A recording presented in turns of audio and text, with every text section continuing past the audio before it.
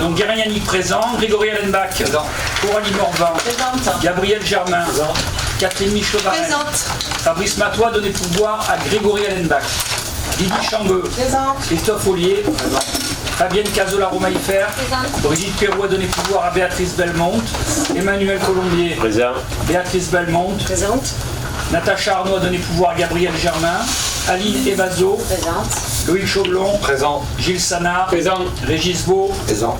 Florence Iacono, Séverine Ouzini, Émilie Larguier, Ludovic Laforêt a donné pouvoir à Coralie Morvan, Antoine Zami, Présent. Philippe Chabanon, Présent. Agnès Préto, excusez-moi. J'allais corriger, ne vous inquiétez pas, ça arrive. Bertrand Vedovati a donné pouvoir à Philippe Chabanon, Mathilde Nicolai, Christophe de Jeunemann a donné pouvoir à Aurélie Lamonica, Cédric Chaban, absent. Ok. Je vais vous proposer un secrétaire de séance. Je vous propose Grégory Allenbach. Est-ce que quelqu'un est contre? Est-ce que quelqu'un s'abstient? Je vous remercie. On va passer à l'approbation de l'Assemblée délibérante du procès verbal du précédent conseil municipal, celui du 18 mai 2026. Est-ce qu'il y a des questions? Pas de questions. On passe au vote. Qui est contre? Qui s'abstient? Unanimité. Alors, avant le rapport numéro 1, et avant l'ouverture du scrutin, donc la liste des candidats, on parle bien des sénatoriales, et c'est un peu le sujet qui nous fait nous réunir en urgence ce midi. Il va y avoir la mise en place du bureau électoral et en application de l'article R133 du code électoral. Le bureau électoral est présidé par le maire ou son représentant et comprend les 2 conseillers municipaux. C'est pas très classe, hein, mais bon, c'est comme ça que c'est écrit. Les moins jeunes et les 2 conseillers municipaux les moins vieux. Ils sont présents à l'ouverture du scrutin. Donc je vais vous proposer tout à fait par hasard Gabriel Germain et Monsieur Chabanon et Monsieur Zamit et Madame Nicolai. Est-ce qu'il faut le voter ça aussi ou pas? Non. Alors on va faire comme ça.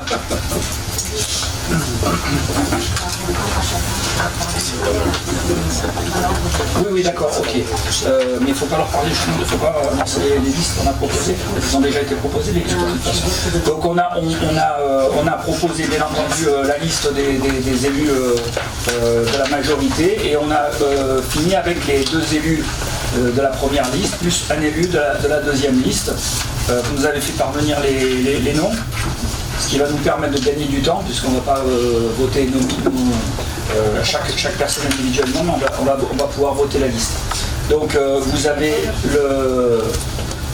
la boîte qui est ici. Est-ce qu'il y a un endroit pour se... Non, il n'y a pas un endroit pour se cacher. Bon, écoutez, on va faire sans, mais si vous voulez vraiment vous isoler, vous fermez la porte là-bas et vous pouvez y aller. Je vais vous appeler par ordre alphabétique. Non, de liste. Alphabétique, excusez-moi. Ça change les assesseurs peuvent aller à côté du nom, même si... Et les assesseurs, bien entendu, peuvent se mettre à côté de l'urne pour assister au vote, ainsi qu'au dépouillement. Vous avez l'enveloppe devant vous. C'est comme quand tu votes pour la liste des parents d'élèves, une liste et tu n'as pas le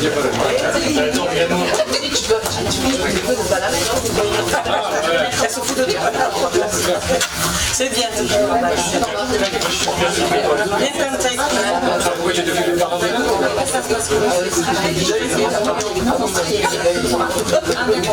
T'as des chevaux, ils ont faim.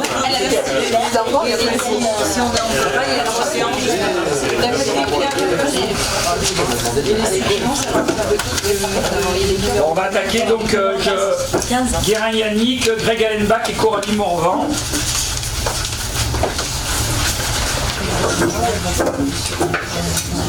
Il n'a pas fait par ordre alphabétique. Non, il a fait ça. Il n'y a pas de... Tu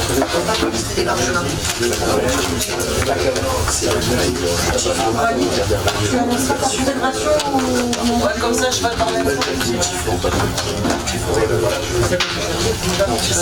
Agnès, aussi, je vais pareil, tu annonceras ta fédération.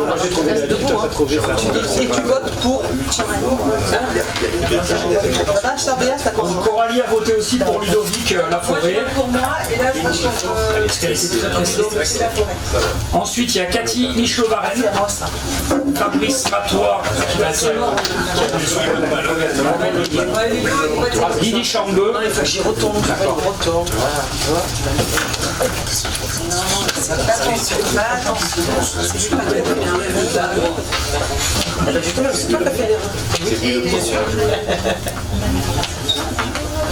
Gabriel Germain.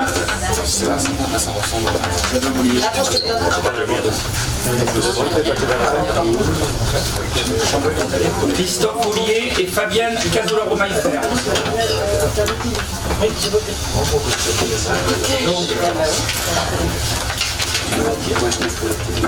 Brigitte Pérou, Emmanuel Colombier. Alors, voilà, c'est ça. Brigitte Pérou, Emmanuel Colombier et Béatrice Belmont. Donc, Emmanuel qui va voter pour Béatrice Belmont. Non, Brigitte qui va voter.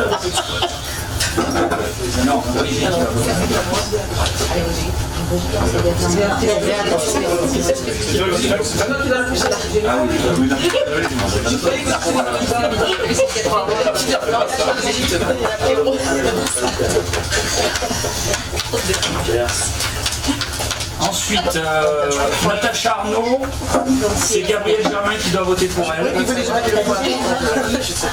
enveloppe, ainsi que Evaso Aline et Loïc Chauvelon. Natacha Arnaud. C'est toi,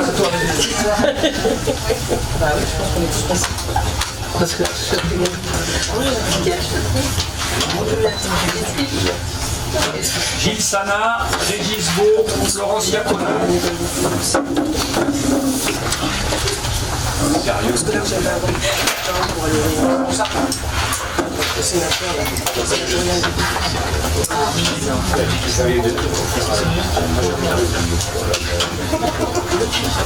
Séverine Ouzini, Émilie Larmier et Coralie Morvan. Ah ben elle a voté.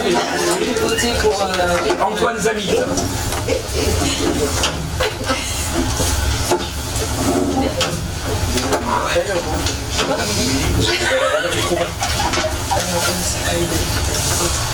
Philippe Chabanon qui va voter pour lui et pour Bertrand Bédobaki, comme ça c'est fait. Agnès Pétro et Mathilde Nicolai, exact. Aurélie Lamonica qui va voter pour Monsieur De Juneman et pour elle-même.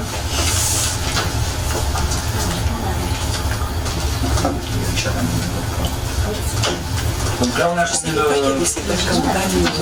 vous pouvez ouvrir et penser. Normalement il a la même chose. avec des vignes. C'était magnifique. Ah, c'est bon, je connais cette chose-là. Franchement, j'ai fait ça. J'aimerais bien.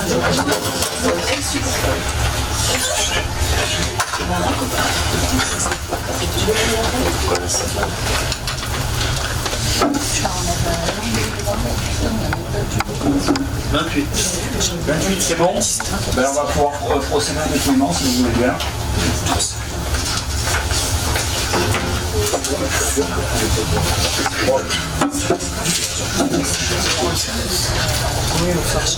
Allons,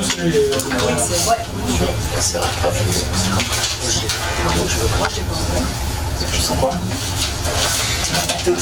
Attends.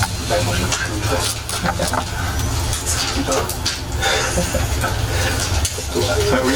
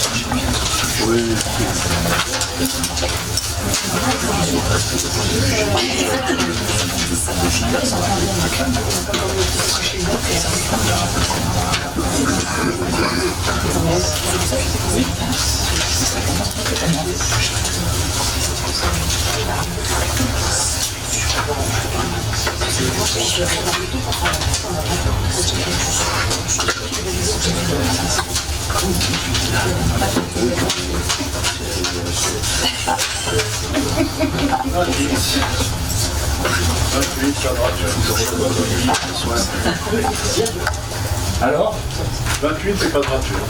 ok, donc unanimité sur la liste. Ça paraît correct. Donc est-ce qu'il faut rappeler la liste ou est-ce que c'est bon pour tout le monde? Non. Là, Oui, vas-y. en ce moment, donc, Isabelle Trabuco est en train de faire le PV, c'est comme pour les différentes élections. Donc il y a un PV qui devrait être signé par les 4 personnes qui sont assesseurs, par le secrétaire, donc Grégory Annebach, et par monsieur le maire, ainsi que le tableau, feuille de proclamation. Tout ça doit être signé avant de partir. Donc on va faire les autres points à l'ordre du jour, mais il ne faut pas partir tant que c'est pas signé pour toutes les personnes. On n'aura pas besoin de les envoyer à la préfecture parce qu'on n'a pas de blanc et de nul. C'est uniquement les blancs et nuls qu'on envoie en préfecture. Donc c'est parfait. Très bien. On passe à la désignation, au rapport numéro 2, sélection des membres de la commission des marchés à procédure adaptée. Le matin, on l'avait déjà fait, mais très malheureusement, il nous faut la remettre à jour. Donc, les membres de la commission d'emploi interne ont été élus et se réunira. La commission se réunira systématiquement pour l'attribution des marchés de travaux dont le montant se situe entre 1 million d'euros hors taxe et le seuil de procédure formalisé pour les marchés de travaux fixé par décret actuellement et à titre indicatif 5 404 000 euros hors taxe. Les membres titulaires désignés le 7 avril sont Fabienne Casolaro-Malfer, Coralie Morvan, Grégory Allenbach, Fabrice Matois et Mathilde Nicolai. Les membres suppléants désignés étaient Florence Iacono, Séverine Ouzini, Natacha Arnaud, Catherine Michelot-Varenne. Il convient de précéder au remplacement de Alexandra Cortex. La liste Raciné Avenir a proposé la candidature de Cédric Chaban.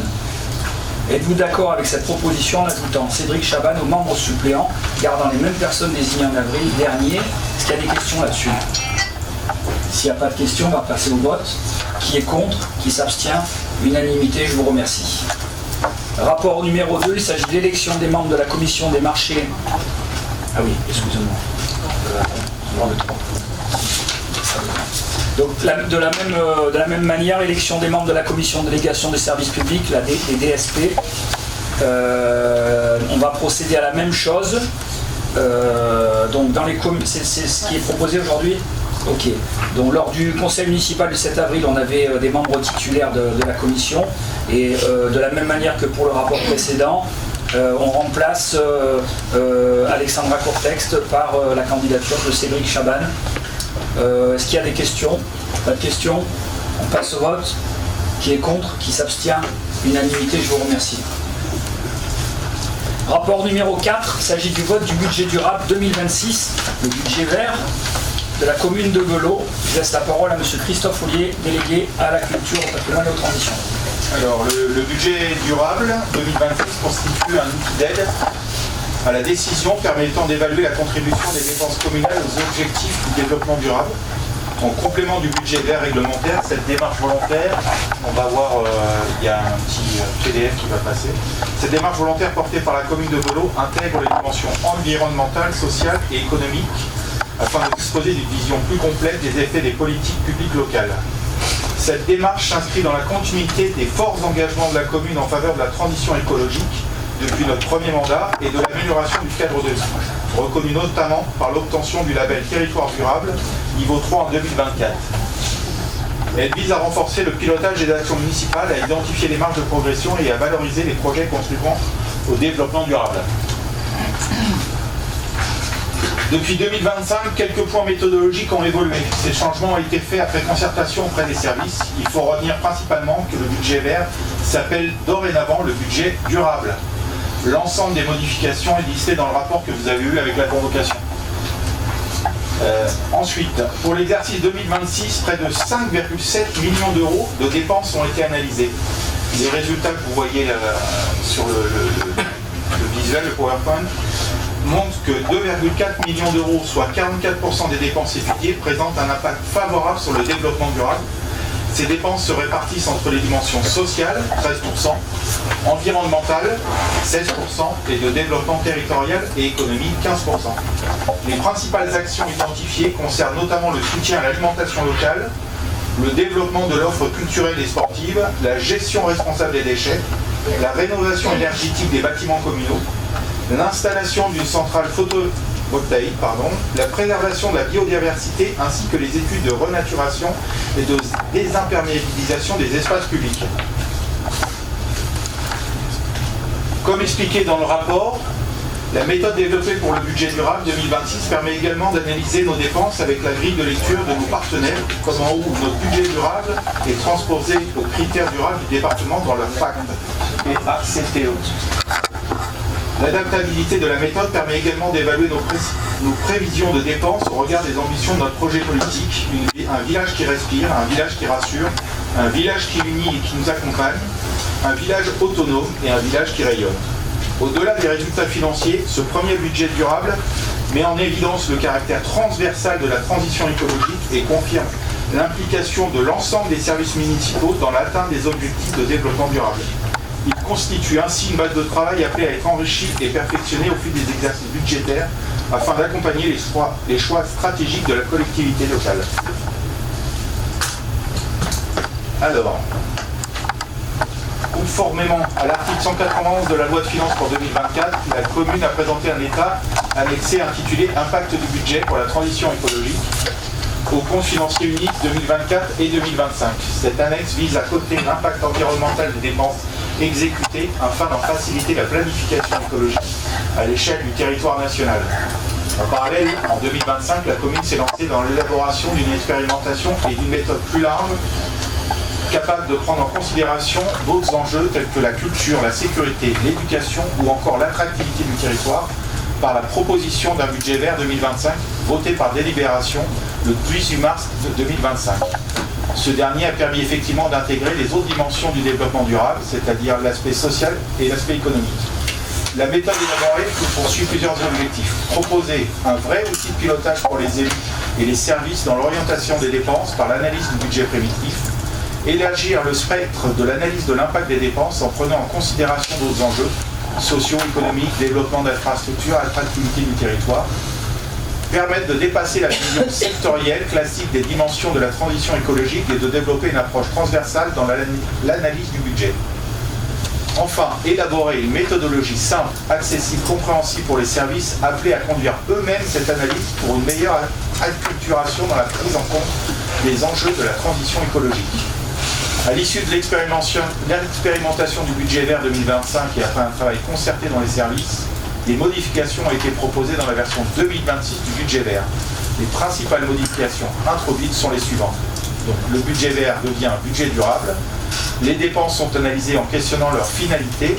Les dépenses relatives à la maintenance, la réparation, aux redevances, impôts et taxes et des assurances ne seront pas analysées.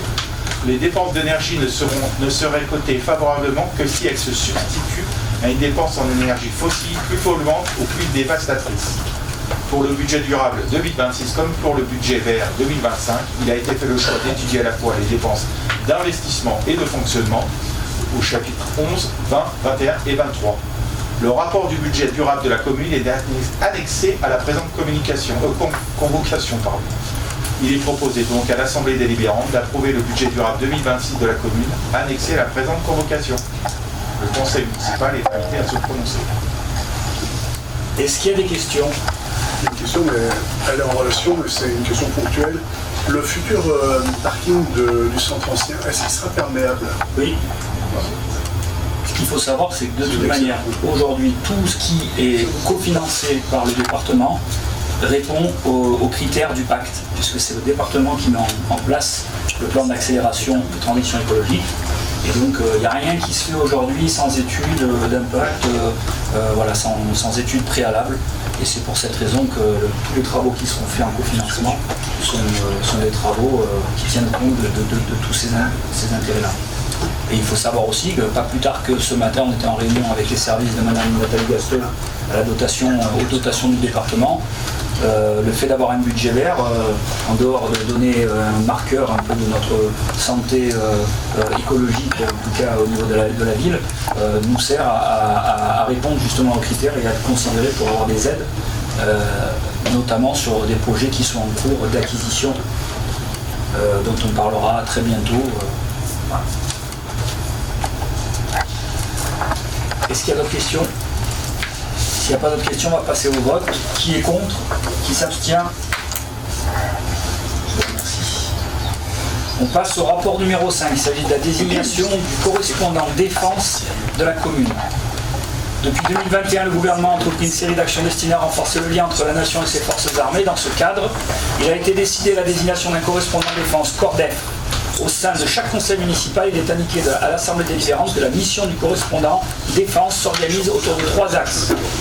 La politique de défense, le parcours citoyen, la mémoire et le patrimoine. Son rôle est d'informer les citoyens sur la politique de défense de la France, de sensibiliser les jeunes générations à la défense et d'assurer un rôle pédagogique sur le devoir de mémoire, la reconnaissance et la solidarité. L'élu désigné en tant que correspondant défense est un interlocuteur privilégié qui sert de relais d'information entre le ministère de la Défense et la commune. Les correspondants constituent un réseau local qui est animé par le délégué militaire départemental. Il est indiqué à l'Assemblée délibérante qu'en application de l'article L 2121-21 du Code général des collectivités territoriales, le conseil municipal peut décider, à l'unanimité, de ne pas procéder au scrutin secret lorsqu'il y a lieu de procéder à une nomination ou à une présentation. Il est proposé à l'Assemblée délibérante de ne pas recourir au scrutin secret pour la désignation du correspondant défense de la commune. Il est ensuite proposé à l'Assemblée délibérante de désigner M. Fabrice Matois en tant que correspondant défense de la commune et à son titre d'adjoint à la sécurité et à la prévention. Alors la première question, c'est est-ce que vous voulez recourir au scrutin secret pour la désignation du correspondant défense? Mais là, il faut qu'on mette en place donc toute l'enveloppe pour finalement arriver, je pense, au même résultat, mais c'est comme vous voulez. Est-ce que vous voulez présenter quelqu'un et faire ce vote-là? Donc, qui est contre le fait qu'on fasse cette formule-là? Qui s'abstient? Donc je vous remercie, on va passer à la deuxième. Donc nous proposons de désigner M. Fabrice Matois en tant que correspondant défense de la commune. Qui est contre? Qui s'abstient? Je vous remercie. Rapport numéro 6, il s'agit de l'approbation de la convention de coproduction avec la société Village 42 dans le cadre de la programmation culturelle 2026-2027. Je laisse la parole à M. Christophe Ollier. Un partenariat avec la société de production Village 42 est proposé dans le cadre de la programmation culturelle 2026-2027 pour la réalisation de 3 très bons spectacles à venir à l'Espace Nova au cours de la saison culturelle. Selon les termes de la convention, la commune en tant que co-organisateur s'engage à mettre à disposition les équipements culturels et techniques et d'accueil nécessaires au bon fonctionnement des 10 spectacles. La société de production fournira quant à elle 3 spectacles entièrement montés, équipés des décors, meubles, costumes, accessoires, et dont elle assumera la responsabilité artistique ainsi que les frais en découlant. Elle sera également responsable de l'encaissement de la billetterie et les prix des places pratiqués pour les 3 spectacles seront à sa discrétion. Toutes les dispositions à respecter par les 2 parties sont indiquées dans la convention annexée à la présente convocation. En contrepartie, afin de contribuer à un équilibre, la convention prévoit le versement d'une participation financière de la commune à la société de production d'un montant de 20 000 € TTC. Il est proposé à l'Assemblée délibérante d'approuver la convention et de coproduction avec la société Village 42 annexée à la présente convocation et d'autoriser le maire à la signer. Le conseil municipal est invité à se prononcer. Est-ce qu'il y a des questions? Alors, par souci d'une meilleure compréhension des politiques culturelles de la ville, j'ai plusieurs questions à vous poser. À la lecture de la convention de coproduction, on a noté un prix assez élevé de concession de spectacle pour un comédien 10 000 €, pour un groupe de musique 10 000 €. Et on se pose la question du fait que vous n'avez pas la main sur le prix des places, sur quel prix les places pour l'usager. Et du coup, si je comprends bien, ces villages, enfin cette boîte de prod qui va encaisser les recettes également, c'est très onéreux pour la ville en fin de compte. Donc c'est ces questions-là, de ne pas avoir la main sur effectivement les tarifs pour aller voir un spectacle. Et puis le fait que la ville débourse, mais elle rentre, en général on peut rentrer les recettes, mais là elle ne débourse rien, donc ça a un coût. Mais quelle est la question? Justement, vous n'avez pas la main, donc ça veut dire quoi? C'est quoi pour les usagers? Ça va en termes de place, si je veux aller voir le spectacle, je vais payer combien? La commune, elle peut, en général, on le voit sur vos programmes, qu'elle a des prix préférentiels, qu'elle peut gérer ça, elle peut avoir une politique là-dessus. Donc c'est ce questionnement-là que j'ai. D'accord. Alors, si vous voulez, là on parle de 3 spectacles dans toute la programmation de l'année. On parle de 3 spectacles. On parle de spectacles qui sont des spectacles de classe A, c'est-à-dire des artistes qui ont des tarifs.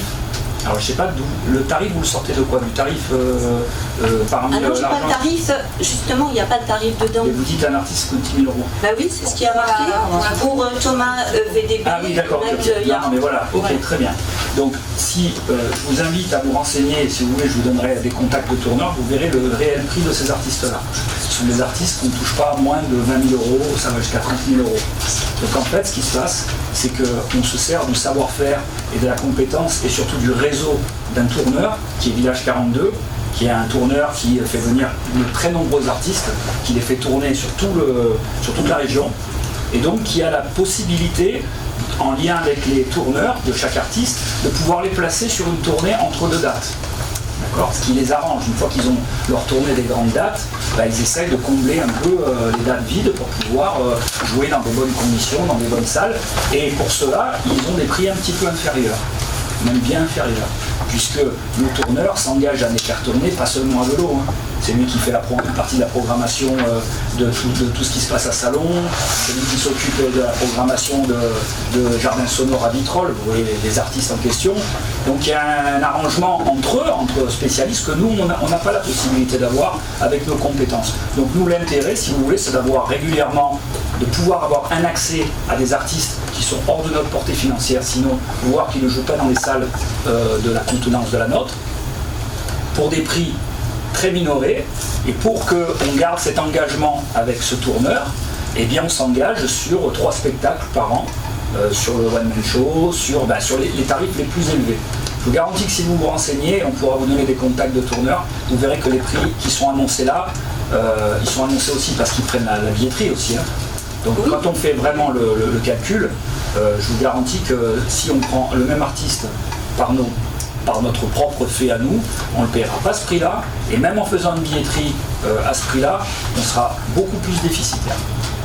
Alors du coup, je peux vous interroger sur l'article peut-être 1 qui dit que sur les politiques de la ville de Velot souhaite développer un nombre de spectacles et de concerts avec des artistes reconnus nationalement et internationalement.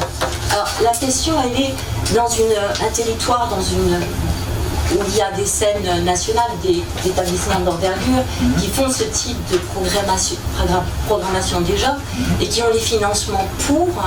Quelle est la politique culturelle de la ville par rapport à ça? Est-ce que pourquoi rivaliser avec ces établissements-là à notre échelle? 3 spectacles sur 23. Après, il y a la production aussi de charbon dans les veines. Et puis là, ce qui est inscrit, c'est que vous voulez inscrire la politique de la ville vers de la notoriété, vers... Non, c'est un équilibre. Vous savez, mener une politique culturelle, je suis bien placé pour en parler, j'ai quand même été adjoint à la culture et j'ai été à la naissance de cet endroit-là. C'est quelque chose qui est très fin, qui est très sensible. C'est-à-dire que si vous faites... l'idée, ça n'a jamais été d'être en concurrence avec quiconque. Et d'ailleurs, pour votre information, il y a une très très belle salle qui va sortir de terre à Berlétan, avec des moyens qui, eux, je vous garantis, seront bien au-dessus de ce que nous, on peut imaginer. L'idée, c'est pas du tout d'être en concurrence avec quiconque, c'est d'arriver à offrir avec la salle dont on a finalement hérité, d'avoir une programmation qui soit à la hauteur déjà de l'endroit, parce que si vous prenez des spectacles, vous avez 2 artistes qui sont piochés dans des productions, j'ai envie de dire régionales, vous ne remplirez jamais. vous aurez des salles, vous aurez personne. Parce que les gens, ça les intéresse pas de venir. Vous pouvez douter de ça. Moi, je vous parle de mon expérience. Après, tout est discutable. Hein. Si vous faites une programmation et que vous ne mettez pas 2-3 noms un peu qui vont vendre la saison, et bien votre saison, vous n'aurez pas du tout le même équilibre sur l'année complète. D'accord ? Donc c'est quelque chose qui s'est fait au fil des années, qu'on a essayé d'affiner, de peaufiner, et pour l'instant, c'est ce qu'on imagine être le meilleur équilibre possible. D'ailleurs, en début d'exercice de l'Espace Nova, on avait des spectacles qui étaient beaucoup plus chers. On était effectivement beaucoup sur des spectacles, pas beaucoup, mais en partie sur des spectacles d'envergure internationale, qui étaient très coûteux. On ne les fait plus aujourd'hui. Parce que ça ne vaut pas la peine de prendre des spectacles d'un coût énorme pour finalement avoir 500 places et puis avoir peut-être 150 Voloxiens. Donc ça, c'est des choses qu'on a réfléchi aussi. Et après, le reste des spectacles, c'est des spectacles qui sont aussi en lien avec les EAC, l'éducation artistique et culturelle, qui est travaillée avec l'éducation nationale, sur lequel on fait des séances avec les écoles, sur lequel des artistes vont aussi faire un travail dans les classes d'école. Donc c'est un mélange de tout ça, et c'est quelque chose qui fait qu'aujourd'hui, la politique culturelle de Velo, il ne faut pas croire qu'elle est ambitieuse d'une manière déraisonnée, elle est ambitieuse justement, je trouve, avec beaucoup de raisons, et la saison qui se termine, je pense qu'elle en est vraiment le parfait reflet, puisque la culture c'est vous, c'est justement la volonté de faire participer tous les Voloxiens à des spectacles de la saison. Ce qui s'est passé avec le spectacle musical, où il n'y avait que des gens de vélo, des danseurs, des chanteurs, des artistes, et du coup qui a été plein en plus, qui a été complet. Ça a été le cas ce week-end avec une pièce de théâtre qui a été faite en lien avec des collégiennes de vélo, qui a été aussi un très beau succès sur le harcèlement. Vous voyez, derrière tout ça, il y a aussi une volonté de travailler sur des thématiques fortes en lien avec les écoles, mais aussi avec ce qui nous tient à cœur, nous, politiquement. Une dernière question. Vous avez renouvelé en 2006, 2027, 2026, 2027 l'adhésion à Provence en scène ? Tout à fait. D'accord. Et on se sert aussi de Provence en scène pour équilibrer aussi avec des spectacles qui sont de qualité, mais qui sont aussi pris en charge en partie par le département, ce qui nous permet d'amoindrir un peu le coût de nos spectacles. Merci. Est-ce qu'il y a d'autres questions ? On passe au vote. Qui est contre ? Qui s'abstient ? Je vous remercie. Rapport numéro 7.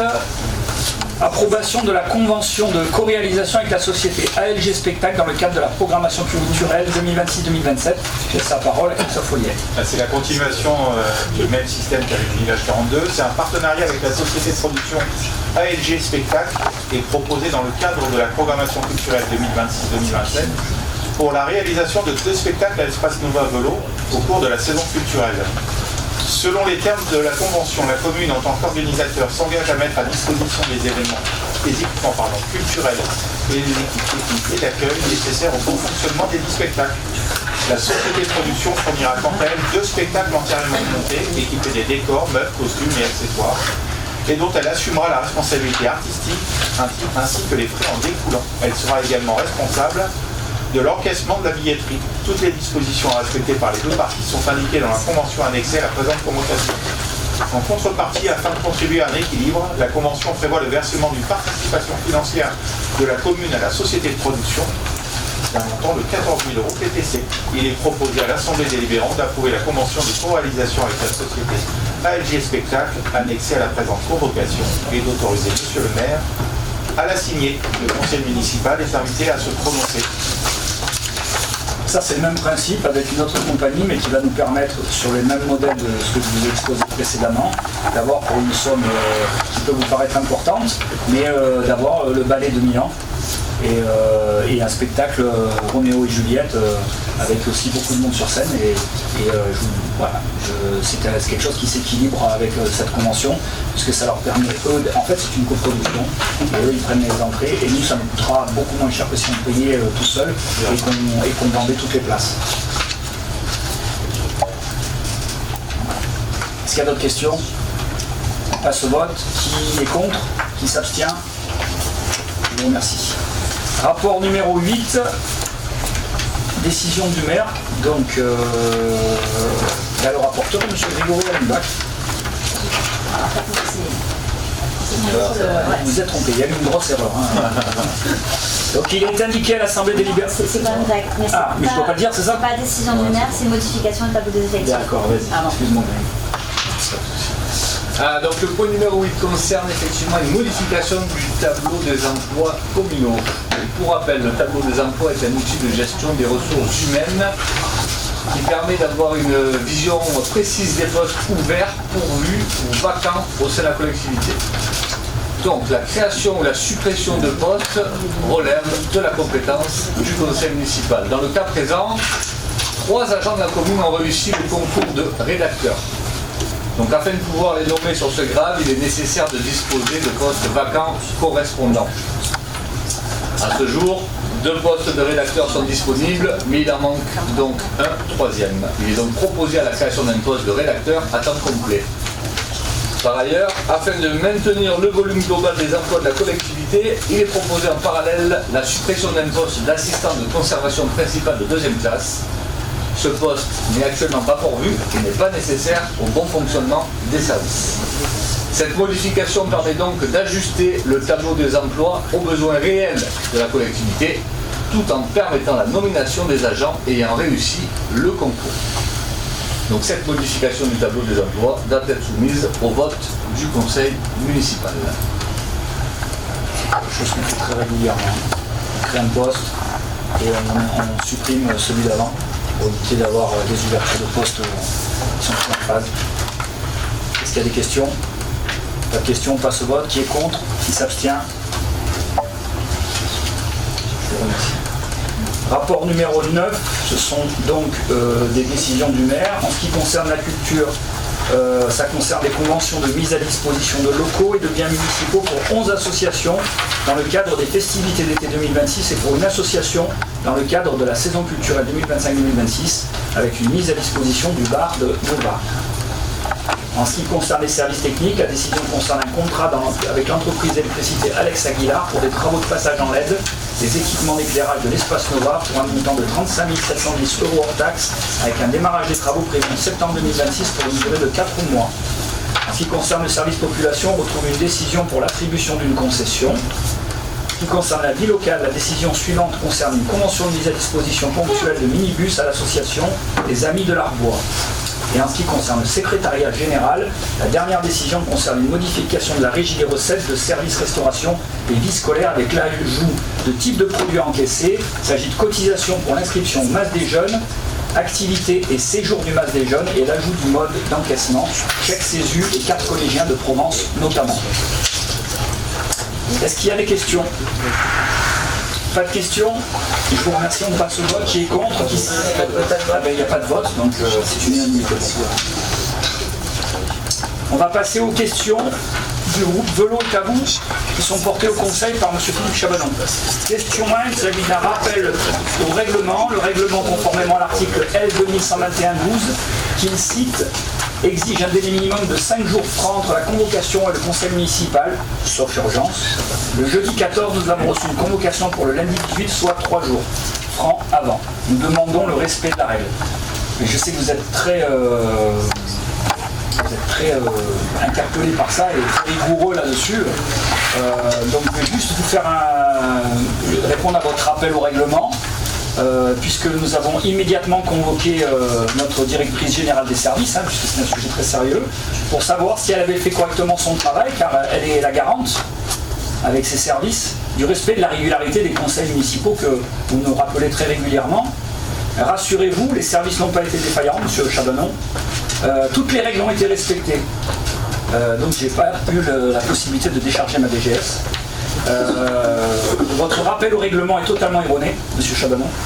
Je vais vous expliquer les raisons de votre méprise. Nous avons travaillé en groupe majoritaire, que l'on appelle le bureau municipal, le dernier conseil municipal, le mardi 12 mai au soir.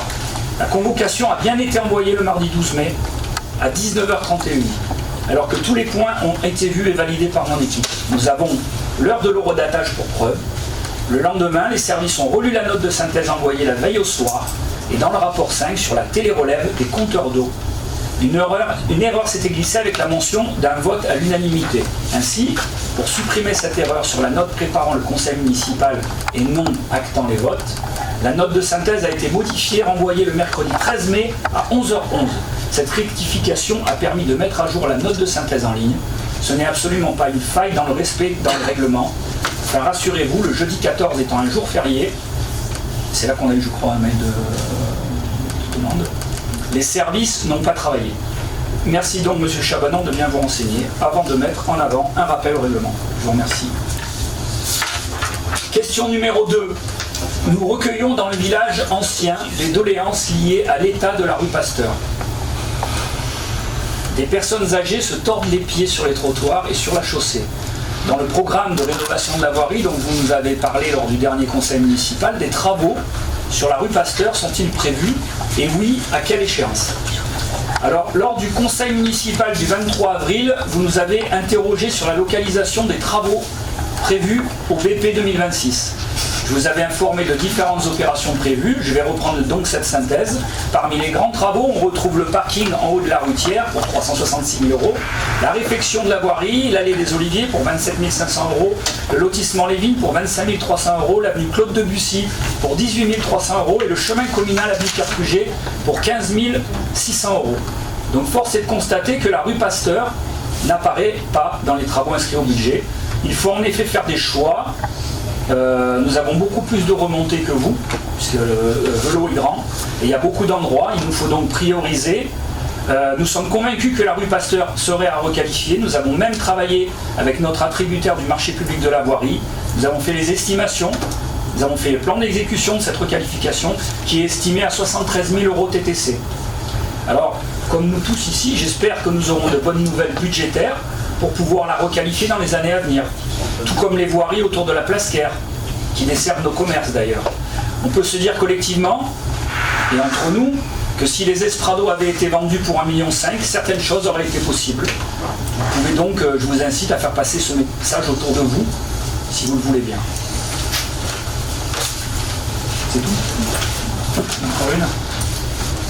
Question numéro 3. Lors du dernier conseil municipal, à propos de l'enquête publique relative à l'antenne GSM, vous nous avez répondu que personne n'avait inscrit de commentaire dans le registre disposé 6 semaines en mairie. Nous ne remettons pas en cause l'aspect réglementaire, parfaitement respecté, mais nous estimons que peu d'habitants passant en mairie, et faute de publicité, l'enquête ne peut pas avoir l'amplitude qui pourrait en faire une véritable consultation. Serait-il possible que lorsqu'une enquête est mise à disposition en mairie, cela fasse l'objet d'une communication sur les supports de la mairie, site internet, Facebook, Instagram et TikTok? Donc, je vais vous présenter notre méthodologie et notre plan de communication lors d'une enquête publique. Nous rédigeons une actualité sur le site internet de la ville, avec les infos pratiques et les éventuels documents associés. Nous publions ensuite un post sur Facebook, ainsi qu'un message sur les panneaux d'infos lumineux. Sur Facebook, nous incitons si nécessaire les gens à cliquer sur un lien pour consulter tous les liens éventuels et les documents disponibles sur le site de la ville. Les panneaux lumineux renvoient vers le site de la ville, velo.fr. Les réseaux sociaux TikTok et Instagram ne se prêtent absolument pas à ce type de communication. Ils sont des réseaux et des relais de vidéos, de belles photos, mais pas d'informations institutionnelles de ce type. Cela casserait la dynamique, la qualité et la vocation de ces réseaux. Les canaux numériques à privilégier sont donc le site de la ville pour héberger des documents éventuels, cartes, documents PDF, etc. Puis Facebook pour toucher une plus large audience, 8400 abonnés. Le panneau d'infos lumineux de la ville est visible par tous les Véloxiens en passant par l'avenue Jean Moulin. Question numéro 4. Nous avons envoyé le 7 mai par courrier recommandé une demande d'inscription de notre association à la MDA. Et nous n'avons pas de réponse. Quand aurons-nous cette réponse? Alors, une première demande d'affiliation de l'association Vélo est à vous a été faite par courriel le 13 avril. Ce même jour, vous avez eu une réponse négative par courriel du service Maison des associations, au motif que votre association ne correspond pas aux critères d'enregistrement de la MDA, avec un renvoi au point 1 du règlement de la MDA, Maison des associations. Le 6 mai, vous avez renouvelé cette demande par courrier. La réponse vient de vous être envoyée par courrier. Je vous le fais transmettre en main propre avec la même réponse négative que celle donnée par courriel. En effet, dans votre courrier, vous indiquez que l'association Vélo est à vous n'a pas pour objectif de soutenir un homme politique, un parti ou une formation politique. Néanmoins, à la lecture de l'objet du statut de votre association, nous trouvons la mention de préparer proposer, soutenir le projet citoyen Vélo est à vous en cas de sa présentation aux élections municipales de vélo par tous les moyens possibles, physiques et numériques, de faire la promotion du processus politique basé sur la participation citoyenne. Votre association ne répond donc pas aux critères d'enregistrement au service Maison des associations de la commune. C'est bon ? Eh bien écoutez, oui. Il y aura juste donc 6 signataires à signer sur chacun des papiers là-bas avant de partir. Et après. Vous pouvez aller manger. Et il y a quelque chose à boire et à manger qui nous a été préparé par Magalhães. Merci à TV Vélo. Merci à TV Vélo.